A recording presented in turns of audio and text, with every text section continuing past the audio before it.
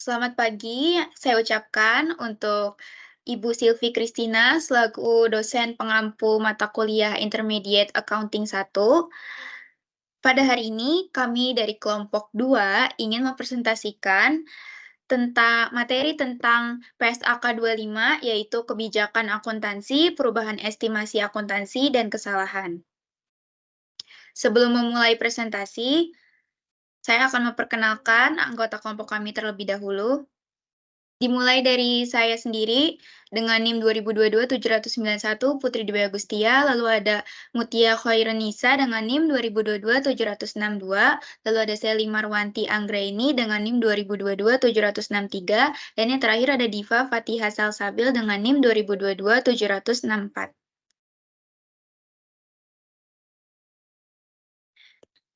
Materi yang kami akan bawakan pada PSAK 25 ini, yang pertama ada pendahuluan, lalu ada kebijakan akuntansi, ada perubahan estimasi akuntansi, kesalahan, ketidakpastian penerapan retrospektif, dan penyajian kembali retrospektif, lalu ada tanggal efektif, dan yang terakhir ada penarikan.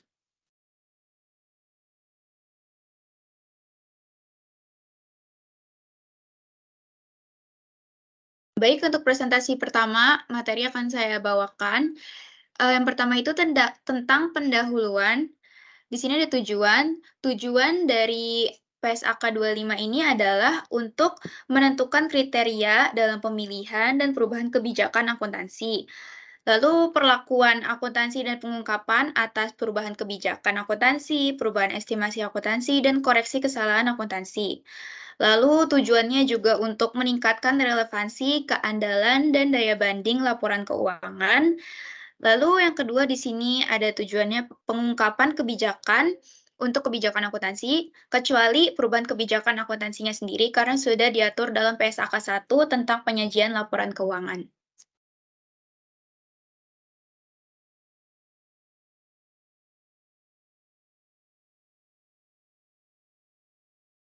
Baik, selanjutnya ada ruang lingkup PSAK 25. Jadi penerapan PSAK 25 ini yang pertama untuk pemilihan dan penerapan kebijakan akuntansi. Lalu untuk perubahan kebijakan akuntansi, perubahan estimasi akuntansi, dan koreksi kesalahan periode yang lalu. Lalu ada juga ruang lingkupnya ini yang keempat nih, ada dampak pajak perbaikan dari koreksi kesalahan pada periode sebelumnya dan penyesuaian retrospektif perubahan kebijakan akuntansi diperlukan dan diungkapkan sesuai dengan yang sudah diatur dalam PSAK 46 yang berjudul Akuntansi Pajak Penghasilan. Lalu di sini ada definisi nomor 5, berikut ini pengertian istilah yang digunakan dalam pernyataan-pernyataan yang ada di PSAK ini.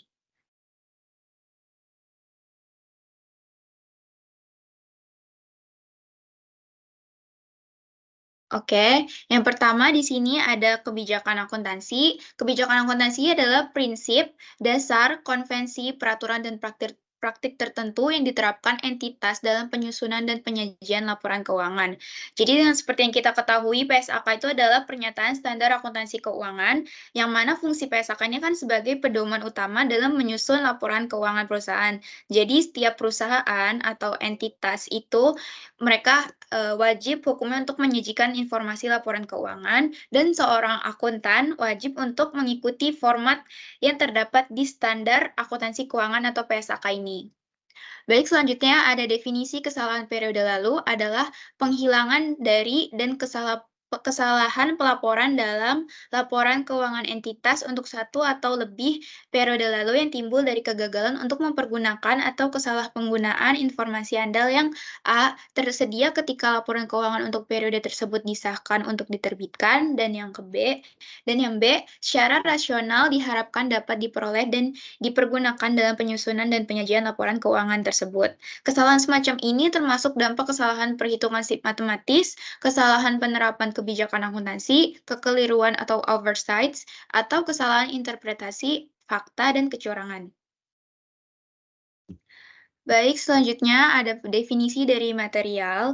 Material ini adalah penilaian apakah suatu kelalaian pencatuman atau kesalahan pencatatan dapat mempengaruhi keputusan ekonomi pemakai dan menjadi material memerlukan pertimbangan karakteristik pemakai tersebut. Penilaian tersebut perlu mempertimbangkan bagaimana pemakai yang dimaksud diperkirakan dapat terpengaruh secara rasional dalam pengambilan keputusan ekonomi. Lalu selanjutnya ada penerapan retrospektif, adalah penerapan kebijakan akuntansi baru untuk transaksi, peristiwa, dan kondisi lain seolah-olah kebijakan tersebut telah diterapkan sejak awal transaksi.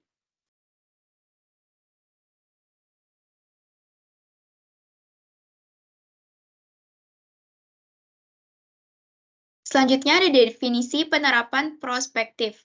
Penerapan prospektif ini adalah suatu perubahan kebijakan akuntansi dan pengakuan dampak perubahan estimasi akuntansi masing-masing. Itu kayak yang pertama tuh penerapan kebijakan akuntansi baru untuk transaksi atau peristiwa dan kondisi lainnya yang terjadi setelah tanggal perubahan kebijakan tersebut. Dan yang kedua ini pengakuan dampak perubahan estimasi akuntansi pada periode berjalan dan periode mendatang yang dipengaruhi oleh perubahan tersebut.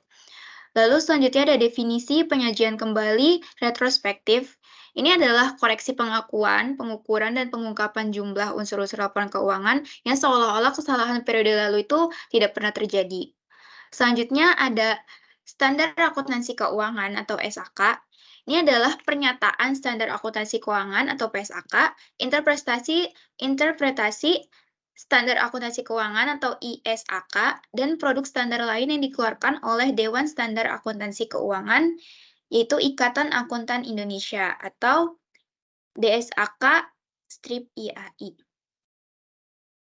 Selanjutnya ada definisi tidak praktis. Ini adalah dikatakan tidak praktis ketika entitas tidak dapat menerapkannya setelah seluruh usaha yang rasional dilakukan. Untuk suatu periode lalu tertentu adalah tidak praktis untuk menerapkan suatu perubahan kebijakan akuntansi secara retrospektif atau menyajikan kembali secara retrospektif untuk mengoreksi kesalahan jika yang pertama, dampak penerapan retrospektif atau penyajian kembali retrospektif itu tidak dapat ditentukan. Yang kedua, penerapan retrospektif atau penyajian kembali secara retrospektif ini memerlukan asumsi mengenai maksud manajemen yang ada pada periode lalu tersebut.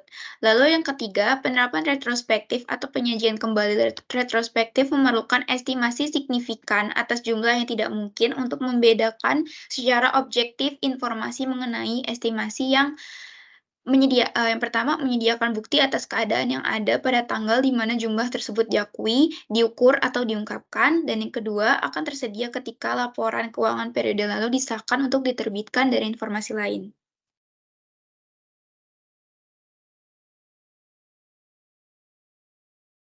Lalu di sini yang keenam, penilaian apakah suatu kelalaian pencantuman atau kesalahan pencatatan dapat mempengaruhi keputusan ekonomi pemakai dan menjadi material memerlukan pertimbangan karakteristik pemakaian tersebut. Di sini seperti yang tadi definisi material yang sudah saya sebutkan tadi sebelumnya. Kerangka dasar penyusunan dan penyajian laporan keuangan paragraf 25 menyatakan pengguna diasumsikan memiliki pengetahuan yang memadai tentang aktivitas ekonomi dan bisnis, akuntansi, serta kemauan untuk mempelajari informasi dengan ketekunan yang wajar. Oleh karena itu, penilaian tersebut perlu mempertimbangkan bagaimana pemakai yang dimaksud diperkirakan terpengaruh secara rasional dalam pengambilan keputusan ekonomi.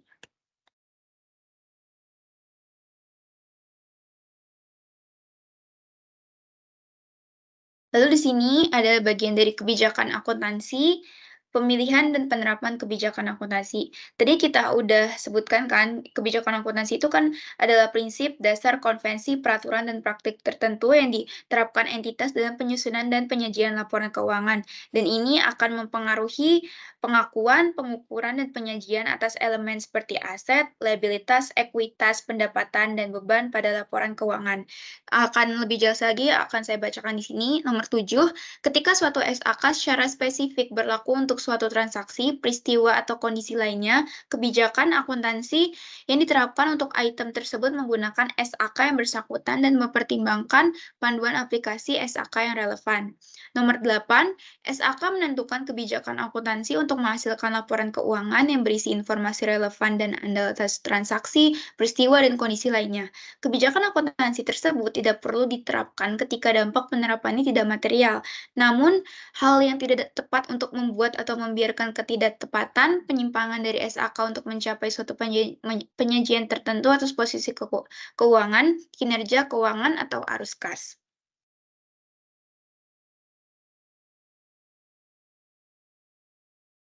Nomor 9, pedoman implementasi bukan bagian dari PSAK dan oleh karena itu tidak berisi pengaturan untuk laporan keuangan. Nomor 10, dalam hal tidak ada SAK yang secara spesifik berlaku untuk transaksi, peristiwa, atau kondisi lainnya, maka manajemen menggunakan pertimbangannya dalam mengembangkan dan menerapkan suatu kebijakan akuntansi yang menghasilkan informasi yang A. Relevan untuk kebutuhan pengambilan keputusan ekonomi oleh pemakai, dan B. Yang kedua, andal dalam laporan keuangan yang syaratnya yang pertama, menyajikan secara jujur posisi keuangan, kinerja keuangan, dan arus kas. Yang kedua, mencerminkan substansi ekonomi transaksi, peristiwa, atau kondisi lainnya, dan bukan hanya untuk bentuk hukumnya. Dan bukan hanya bentuk hukumnya. Yang ketiga, netral, yaitu bebas dari bias. Yang keempat, pertimbangan sehat. Dan yang kelima, lengkap dalam semua hal yang material.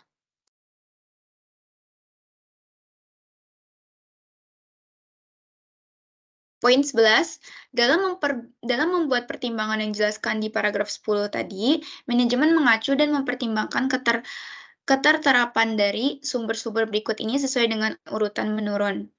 Yang pertama, persyaratan dan panduan dalam SAK yang berhubungan dengan masalah serupa dan terkait.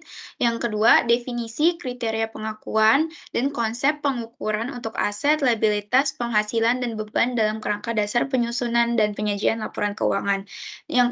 Poin 12, dalam membuat pertimbangan yang dijelaskan di paragraf 10, manajemen juga mempertimbangkan standar akuntansi terkini yang dikeluarkan oleh Badan Penyusun Standar Akuntansi lainnya yang menggunakan kerangka dasar yang sama untuk mengembangkan standar akuntansi, literatur akuntansi lainnya, dan praktik akuntansi industri yang berlaku sepanjang tidak bertentangan dengan sumber pada paragraf 11. Saya sudah di-mention sebelumnya. Jadi kalau saya bisa rangkum, kebijakan akuntansi yang dipilih oleh entitas itu harus dapat menjelaskan yang pertama pengakuan, yang kedua pengukuran, dan yang ketiga penyajian. Untuk pengakuan, dia harus tahu kapan dan kondisi seperti apa harus diakui. Yang kedua, pengukuran itu berapa banyak yang diakui. Dan yang ketiga, penyajian bagaimana disajikannya di laporan keuangan. Baik, sekian materi yang bisa saya sampaikan. Selanjutnya akan dijelaskan oleh rekan saya, Selima Romanti. Kepadanya saya persilakan. Baik, terima kasih Putri selaku moderator. Selanjutnya itu ada materi tentang konsisten kebijakan akuntansi.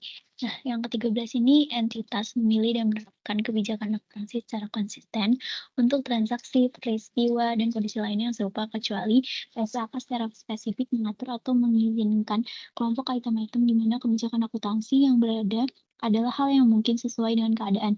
Jika PSAK mengatur atau mengizinkan pengelompokan semacam itu, maka kebijakan akuntansi yang tepat dipilih dan diterapkan secara konsisten untuk setiap kelompok. Lalu yang ke-14 itu, entitas mengubah suatu kebijakan akuntansi hanya jika perubahan tersebut dipersyaratkan oleh suatu PSAK atau menghasilkan laporan keuangan yang memberikan informasi yang andal dan lebih relevan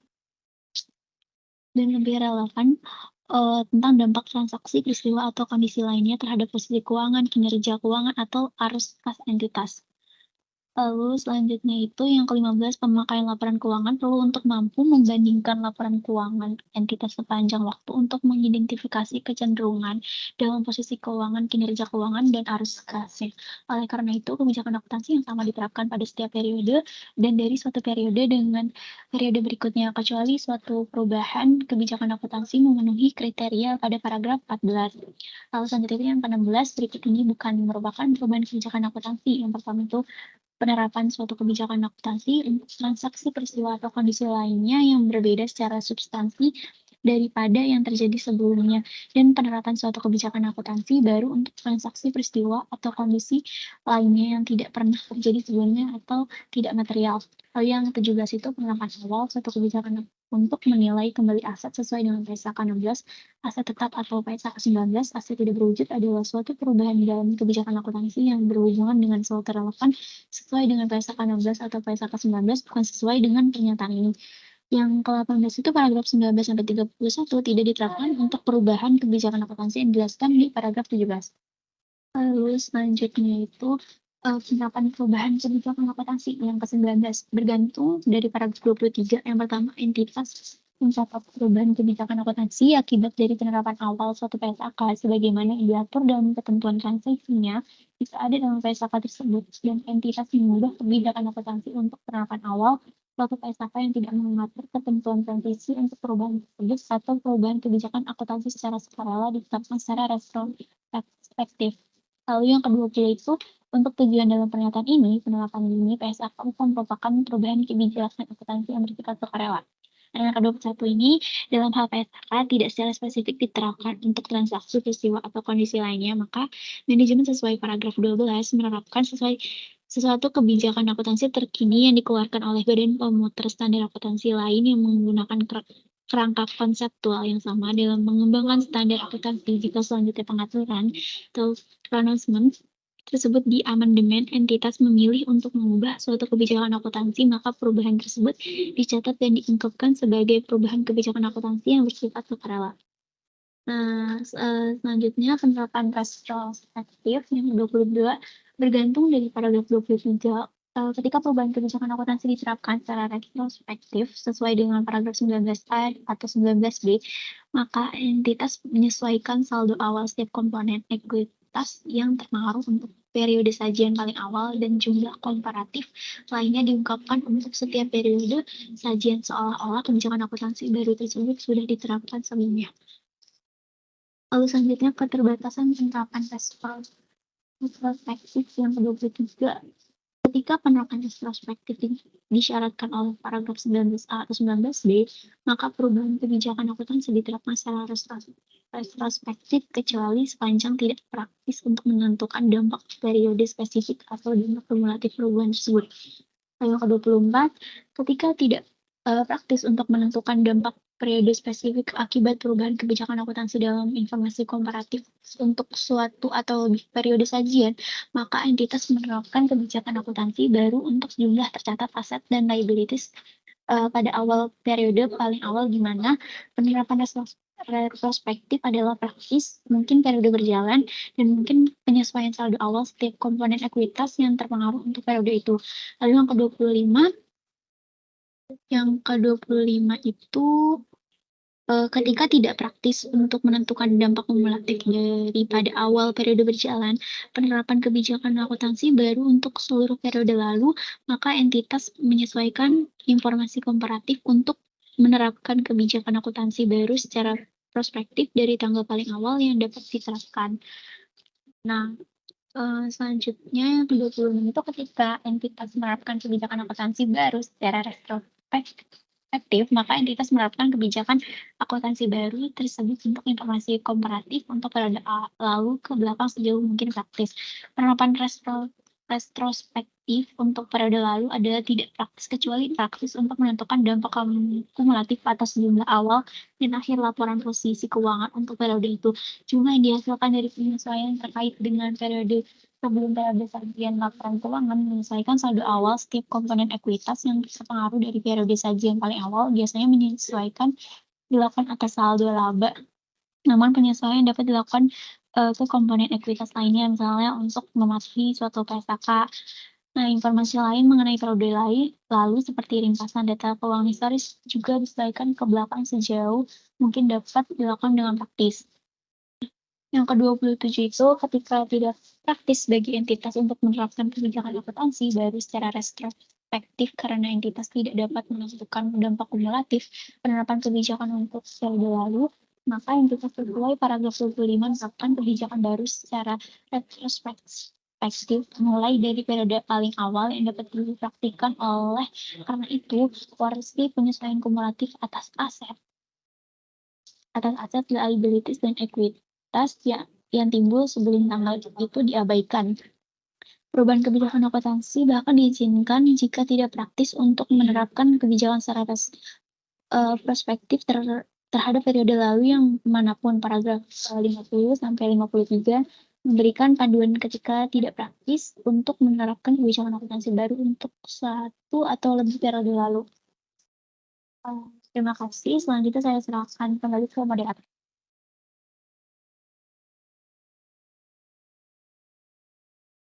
Baik, terima kasih untuk Sally yang telah menyampaikan materi. Selanjutnya materi akan dilanjutkan oleh rekan saya Mutia Khairunisa. Kepadanya saya persilakan. Oke, baik, terima kasih. Selanjutnya saya akan melanjutkan materi tentang pengungkapan. Pada poin 28, ketika penerapan awal suatu PSAK memiliki dampak pada periode berjalan atau periode lalu, akan memiliki dampak semacam itu kecuali tidak praktis untuk menentukan jumlah penyesuaian atau memiliki dampak pada periode mendatang. Entitas mengungkapkan bahwa poin A judul PSAK, yang B ketika dapat diterapkan bahwa perubahan kebijakan akuntansi dilakukan sesuai dengan ketentuan transisinya, yang C sifat dari perubahan kebijakan akuntansi, yang ke D ketika dapat diterapkan penjelasan ketentuan transisi, yang E ketika dapat diterapkan ketentuan transisi yang memiliki dampak pada periode mendatang, F untuk periode berjalan dan setiap periode lalu sajian sepanjang praktis jumlah penyesuaian. Yang pertama untuk setiap item laporan keuangan yang terkena dampak dan jika PSAK 56 laba per saham diterapkan laba per saham dasar dan dilusian.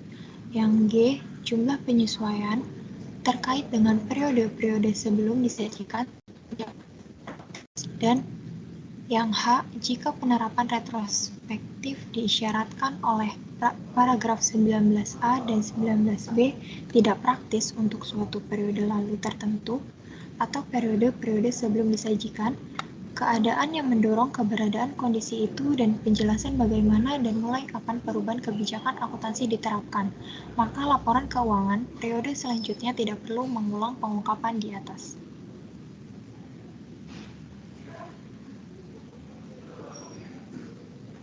Selanjutnya, poin 29, ketika perubahan kebijakan akuntansi sukarela memiliki dampak pada periode berjalan atau periode lalu, akan memiliki dampak pada periode itu kecuali tidak praktis untuk menentukan jumlah penyesuaian atau memiliki dampak pada periode mendatang. Entitas mengungkapkan bahwa poin A, sifat dari perubahan kebijakan akuntansi, B. Alasan kenapa penerapan kebijakan akuntansi baru memberikan informasi yang andal dan lebih relevan. Yang C. Untuk periode berjalan dan setiap periode lalu sajian sepanjang praktis jumlah penyesuaian. Yang pertama untuk setiap item laporan keuangan yang terpengaruh dan jika PSAK 56 laba per saham diterapkan untuk entitas laba per saham dasar dan dilusian. Terus yang D, jumlah penyesuaian yang terkait dengan periode-periode sebelum periode tersebut disajikan sepanjang praktis, dan E, jika penerapan retrospektif tidak praktis untuk suatu periode tertentu atau untuk periode-periode tersebut disajikan, keadaan yang membuat keberadaan kondisi itu dan penjelasan bagaimana dan sejak kapan perubahan kebijakan akuntansi diterapkan, maka laporan keuangan periode selanjutnya tidak perlu mengulang pengungkapan ini.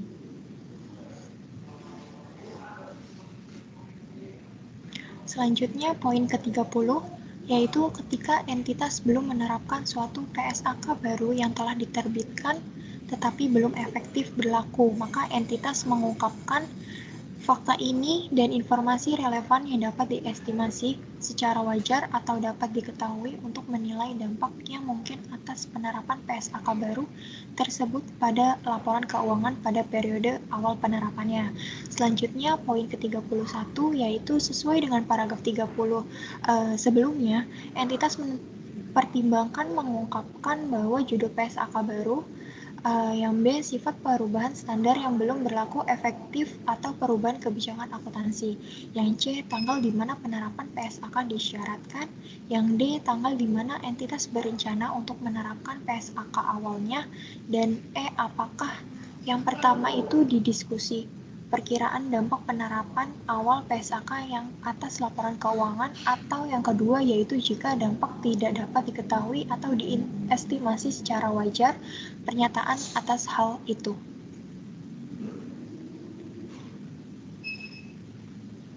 Selanjutnya yaitu ada perubahan estimasi akuntansi pada poin ke-32, yaitu sebagai akibat ketidakpastian yang melekat dalam aktivitas bisnis, banyak unsur dalam laporan keuangan tidak dapat diukur dengan tepat tetapi hanya dapat diestimasi. Estimasi melibatkan pertimbangan berdasarkan informasi terkini yang tersedia dan andal.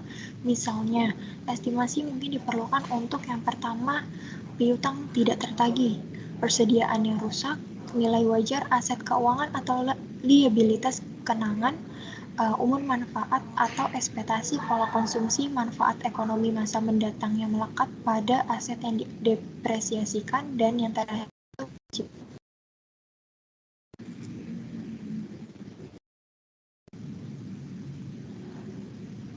selanjutnya yaitu pada poin 33, penggunaan estimasi rasional adalah bagian mendasar untuk menyiapkan laporan keuangan dan tidak mengurangi keandalan. Selanjutnya yaitu pada poin ke-34, estimasi mungkin perlu direvisi jika terjadi perubahan keadaan yang menjadi dasar estimasi atau akibat informasi baru atau tambahan pengalaman. Dengan sesuai sifatnya, revisi estimasi tidak terkait dengan periode lalu dan bukan koreksi suatu kesalahan. Selanjutnya yaitu ada pada poin 35, di mana suatu perubahan dalam dasar pengukuran yang digunakan adalah perubahan kebijakan akuntansi dan bukan perubahan estimasi akuntansi. Ketika sulit untuk membedakan suatu perubahan kebijakan akuntansi dengan perubahan estimasi akuntansi, maka perlu adanya perubahan tersebut dengan diberlakukannya sebagai perubahan estimasi akuntansi. Lalu selanjutnya poin ke-36, dampak perubahan estimasi akuntansi. Selain perubahan pada penerapan paragraf 37, diakui secara prospektif dalam laporan laba rugi pada poin pertama, yaitu periode perubahan jika dampak perubahan hanya pada periode itu atau pada periode perubahan dan periode mendatang jika perubahan berdampak pada keduanya.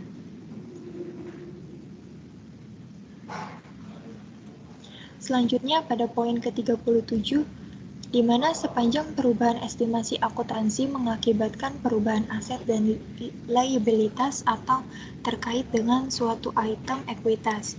Perubahan estimasi ini diakui dengan menyesuaikan jumlah tercatat item aset, liabilitas, atau ekuitas yang terkait pada periode perubahan. Selanjutnya yaitu poin 38, pengakuan secara prospektif dampak perubahan estimasi akuntansi berarti bahwa perubahan diterapkan untuk transaksi, di mana peristiwa dan kondisi lain sejak tanggal perubahan dalam estimasi. Suatu perubahan estimasi akuntansi dapat hanya berakibat pada laba atau rugi periode berjalan dan periode mendatang.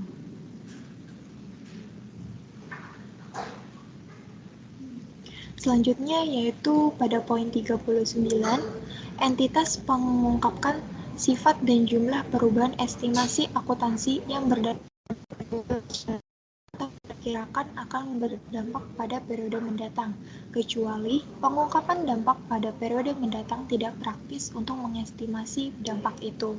Selanjutnya poin ke-40, jika jumlah dampak pada periode mendatang adalah tidak diungkapkan karena estimasinya tidak praktis, maka entitas itu akan mengungkapkan hal itu.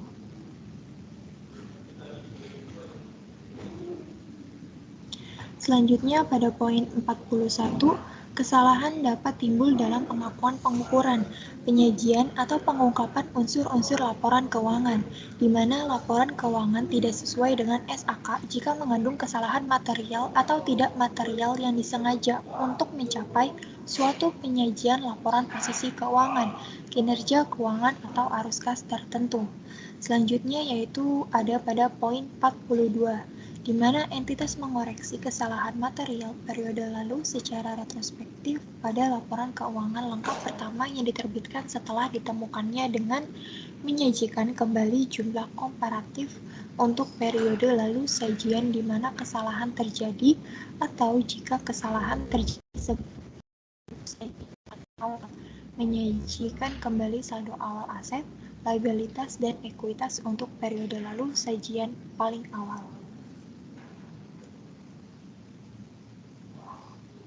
Oke, selanjutnya saya kembalikan kepada moderator.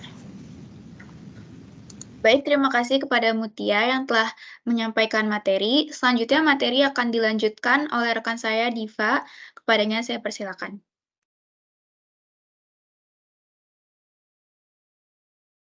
Baik, terima kasih Putri sebagai moderator. Selanjutnya saya akan membahas keterbatasan penyajian kembali retrospektif. Kesalahan periode lalu dikoreksi dengan penyajian kembali secara retrospektif kecuali sepanjang tidak praktis untuk menentukan dampak periode tertentu atau dampak kumulatif kesalahan.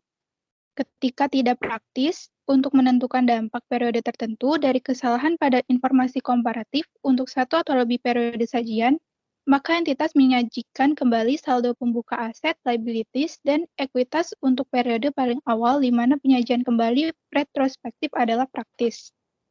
Ketika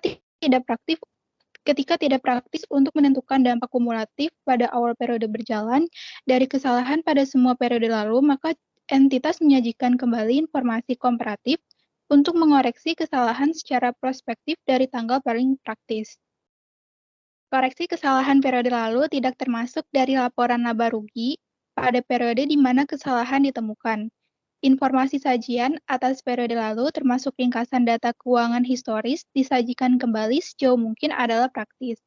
Ketika tidak praktis, untuk menentukan jumlah kesalahan, misalnya kesalahan penerapan kebijakan akuntansi untuk semua periode lalu, maka entitas sesuai dengan paragraf 45 menyajikan kembali informasi komparatif secara prospektif sejak tanggal paling awal adalah praktis. Nah, hal ini mengabaikan porsi kumulatif penyajian kembali aset liabilities dan ekuitas yang timbul sebelum tanggal itu. Paragraf 50-53 memberikan panduan kapan adalah tidak praktis untuk mengoreksi kesalahan untuk satu atau lebih periode lalu. Selanjutnya, koreksi kesalahan berbeda dengan perubahan estimasi akuntansi. Estimasi akuntansi sesuai dengan sifat merupakan perkiraan yang perlu direvisi akibat tambahan informasi yang diketahui kemudian. Misalnya, laba atau rugi yang diakui akibat hasil suatu kontingensi adalah bukan koreksi kesalahan. Selanjutnya, pengungkapan kesalahan periode lalu. Dalam penerapan paragraf 42, entitas mengungkapkan hal-hal berikut.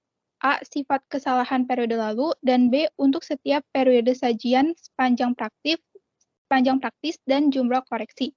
Yang pertama, untuk setiap item laporan keuangan yang terpengaruh, dan yang kedua, jika menerapkan PSAK 56, laba per saham, maka mengungkapkan laba per saham dasar dan dilusian.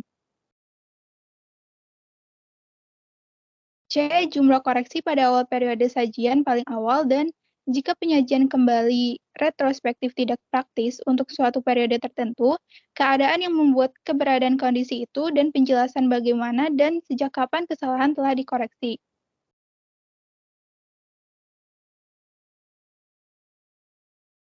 Selanjutnya, ketidakpraktisan penerapan retrospektif dan penyajian kembali retrospektif. Dalam beberapa keadaan, adalah tidak praktis untuk menyesuaikan informasi komparatif untuk satu atau lebih periode lalu untuk mencapai daya banding dengan periode berjalan. Misalnya, data belum diperoleh dalam periode lalu dalam suatu cara yang memungkinkan baik penerapan retrospektif suatu kebijakan akuntansi baru, yaitu termasuk untuk tujuan pada paragraf 51-53 penerapan retrospektif untuk periode lalu, atau penyajian kembali untuk mengoreksi kesalahan periode lalu dan tidak praktis untuk menghasilkan informasi tersebut. Di paragraf 51, seringkali dibutuhkan untuk membuat estimasi dalam penerapan suatu kebijakan akuntansi untuk unsur laporan keuangan yang diakui atau disajikan atas transaksi, peristiwa atau kondisi lainnya. Estimasi secara melekat bersifat subjektif, dan estimasi dikembangkan setelah periode pelaporan. Pengembangan estimasi secara potensial lebih sulit ketika penerapan retrospektif kebijakan akuntansi atau penyajian kembali retrospektif untuk mengoreksi kesalahan periode lalu. Karena periode waktu yang lebih lama dapat berlalu sejak dampak transaksi, peristiwa, atau kondisi lainnya terjadi. Namun, estimasi objektif terkait periode lalu adalah sama untuk estimasi yang dilakukan pada periode berjalan. Dalam hal ini, untuk estimasi mencerminkan keadaan yang ada ketika transaksi peristiwa atau kondisi lainnya terjadi. Oleh karena itu, penerapan retrospektif kebijakan akuntansi baru atau koreksi kesalahan periode lalu mensyaratkan perbedaan informasi, yaitu A. Menyediakan bukti keadaan yang ada pada tanggal terjadinya transaksi, peristiwa, atau kondisi lainnya, dan yang B. Tersedia ketika laporan keuangan periode lalu disahkan untuk diterbitkan dari informasi lainnya. Untuk beberapa jenis estimasi, misalnya estimasi nilai wajar tidak didasarkan pada harga atau masukan yang dapat diobservasi. Tidak praktis untuk membedakan jenis-jenis informasi ini. Ketika penerapan retrospektif atau penyajian kembali retrospektif memerlukan estimasi signifikan sehingga tidak mungkin untuk membedakan kedua jenis informasi ini. Tidak praktis untuk menerapkan kebijakan akuntansi baru atau koreksi kesalahan periode lalu secara retrospektif. Next. Nah, selanjutnya, peninjauan ke belakang tidak digunakan ketika penerapan kebijakan akuntansi baru untuk atau koreksi jumlah atas periode lalu baik dalam pembuatan asumsi maksud manajemen telah dilakukan pada periode lalu atau estimasi jumlah yang diakui, diukur, atau diungkapkan pada suatu periode lalu. Misalnya, ketika entitas mengoreksi kesalahan periode lalu untuk pengukuran aset keuangan yang sebelumnya diklasifikasikan sebagai dimiliki hingga jatuh tempo sesuai PSAK 55 revisi 2006, instrumen keuangan, pengakuan dan pengukuran tidak mengubah dasar pengukuran untuk periode itu jika manajemen memutuskan nanti tidak memiliki hingga jatuh tempo. Sebagai tambahan, ketika entitas mengoreksi kesalahan periode lalu dalam perhitungan liabilitas atas cuti sakit terakumulasi pegawai sesuai dengan PSAK 24, yaitu imbalan kerja dengan mengabaikan informasi musim influenza akut, tidak normal selama periode mendatang yang menjadi tersedia setelah laporan keuangan periode lalu disahkan untuk diterbitkan. Fakta bahwa estimasi signifikan adalah sering disyaratkan ketika mengamandemenkan informasi komparatif sajian untuk periode lalu tidak mencegah penyesuaian atau koreksi yang andal informasi komparatif. Selanjutnya,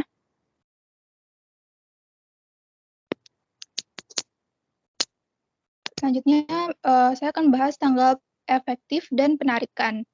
Tanggal efektif pada paragraf 54, pernyataan ini diterapkan untuk periode tahunan yang dimulai pada atau setelah 1 Januari 2011.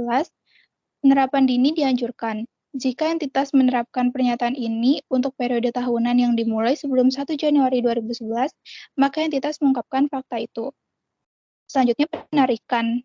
Di paragraf 55, pernyataan ini menggantikan PSAK 25 tahun 1994, yaitu laba atau rugi bersih untuk periode berjalan, kesalahan mendasar, dan perubahan kebijakan akuntansi. Sekian pembahasan dari saya. Selanjutnya saya serahkan kepada moderator Putri. Terima kasih. Baik, terima kasih untuk Diva yang telah menyampaikan materi, sekaligus menutup materi dari presentasi kami hari ini. Sekian materi yang dapat kami sampaikan. Saya sebagai moderator mewakili kelompok 2 pamit undur diri. Mohon maaf jika dalam presentasi kami masih terdapat banyak kekurangan dan kesalahan. Terima kasih atas perhatiannya. Selamat pagi.